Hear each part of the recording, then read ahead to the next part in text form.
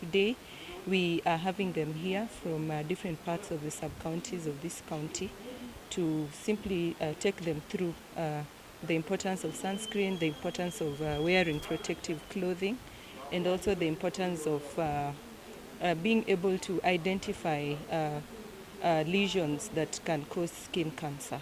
So today we are also having, as we do the skin cancer, we'll also be taking them through cryotherapy. So cryotherapy is use of liquid nitrogen to be able to treat skin lesions that could lead to cancer. And also we are working with dermatologists and pharmacists as we issue sunscreen lotions and also look at any client who has skin conditions that could lead to cancer so that we have an early intervention for treatment. That is also a program that the council has. We have previously had clients who had skin cancer. They were treated due to early intervention and they have gotten well. So even right now we have another client who is just about to begin treatment for skin cancer. I would encourage all persons with albinism and caregivers and parents of children or persons with albinism to ensure that they properly dress up with protective clothing, that is wide brim hats and long-sleeved hats, together with the proper application of sunscreen, and also come to our facilities and see our dermatologists to ensure that they do not develop any skin cancers.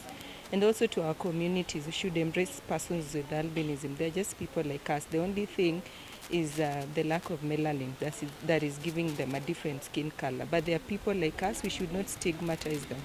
We should involve them in everything and not target them for any attack or whatsoever.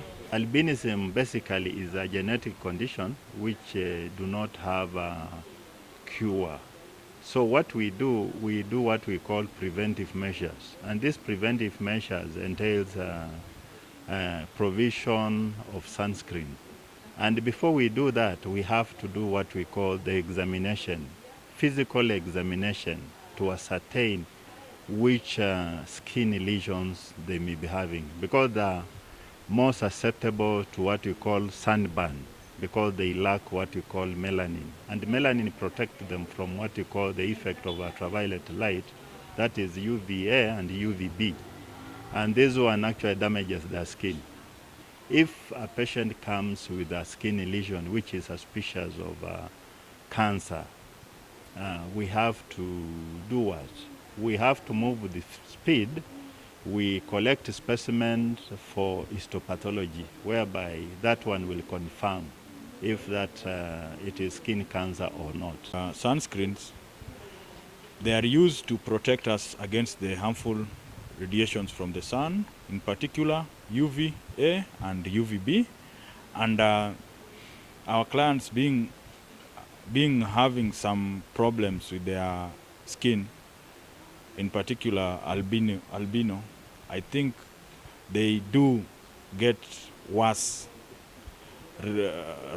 reactions from the radiations that come from the sun, and the sunscreens are there to protect them, and they are not supposed to be used in as isolation, and there are some other protective methods that they are using. One of them is wearing long-sleeved shirts and blouses, wearing trousers, ensuring that they don't get exposed to the sun for longer periods, and again they need to be wearing the sunglasses and the sun hats. So the two protective methods, if they are used together appropriately, will reduce the cases of skin cancers and some other skin malignancies that they usually get over time. The Kakamega County Teaching and Referral, we have around 56 persons living with albinism who have been registered, and they're supposed to collect the sunscreen from this particular facility. And you may find that they turn up, because we are supposed to see them every first Tuesday of every month. Now the turn up is not up to date. You find that, you know, the number of those clients coming for our services to pick the sunscreen is so low. And that is why I feel that, you know, when we enhance what we call outreach, and also we use the community leaders to do what? To keep on, reaching them through whichever means they have been using, whether WhatsApp, whether home visiting, or whether what. That one can help us actually to increase the number of those who are turning up to pick their sunscreens. We also inform them how to use sunscreen, because most of them, they may not be knowing how to use the sunscreen, because they think that sunscreen is just an alternative of other lotion. So others, they apply sunscreen on the whole body as opposed to only areas which are exposed to sun. Another thing is that we tell them the amount of sunscreen they're supposed to use. And here we have SPF 50 plus. That SPF stands for sun protective factor of 50 plus. And we have also sun protective factor of 30.